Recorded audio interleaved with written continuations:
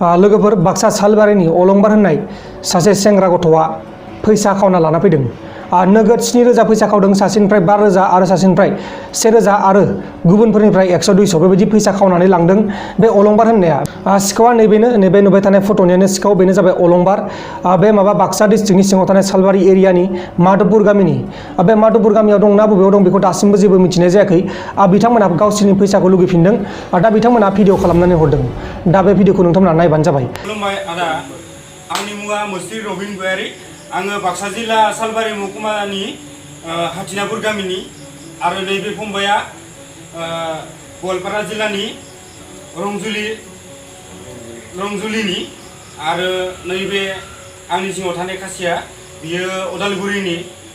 ओमफ्राय जोङो मंगलदैआव खामानि मावो, सिसि ब्लक थारमाने टाइल्स इटायाव।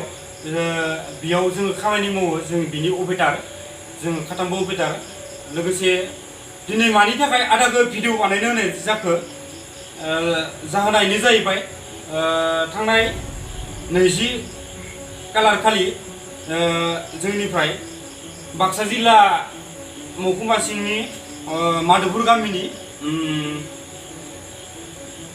नामा मामोन अलंबार, ओमफ्राय टाइटेलखौ मिथिला।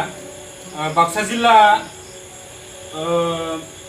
जिल्ला माबा सालबारि महकुमानि माधबपुर गामिनि बि गथ'आ थारमाने जोंनिफ्राय बिनिफ्राय 4,000 फैसा, आंनिफ्राय 1,000 आरो लोगोसे सोरनिबा 500-100 ओरै फैसा खावनानै लांदों। गासै 7,000सो जागोन। ओमफ्राय बै गथ'आ फैसाखौ बोरै खावना लांखो जोंबो मिथिया। ओमफ्राय जायखिजाया बियो 20 खालार खालि, जुन दाननि 20 खालार खालि फुंनि 4 बाजिसोआव फैसाखौ खावनानै लानानै खारो, न'आव थाङो।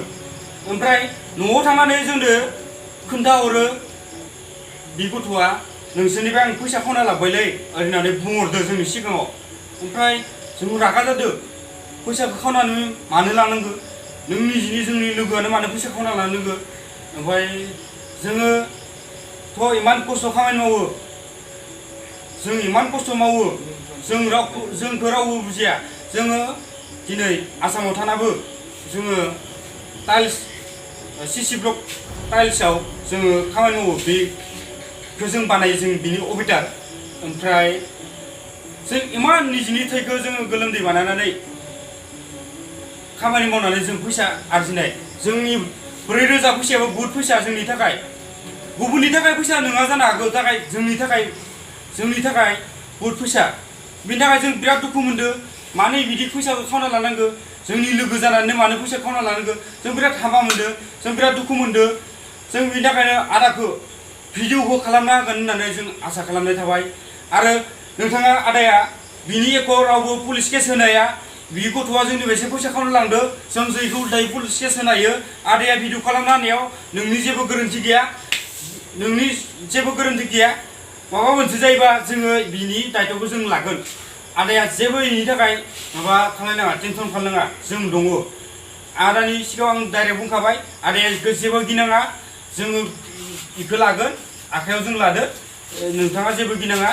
मानो होनबा फैसाखौ जोंनिफ्रायसो खावना लांदो, जोंसो मिथिगौ। जों आसामाव थानानै कर'ना भाइरास जानानैबो दिनै जोंनि जायगायावबो जादों, जों थानाय जायगायावबो, नाथाय जों लकडाउन होनाय समनिफ्रायनो न'आव दिनैसिमहालागै थांनो हायाखै। न'आव थांबाबो जों क्वारेन्टाइनाव थानांगोन।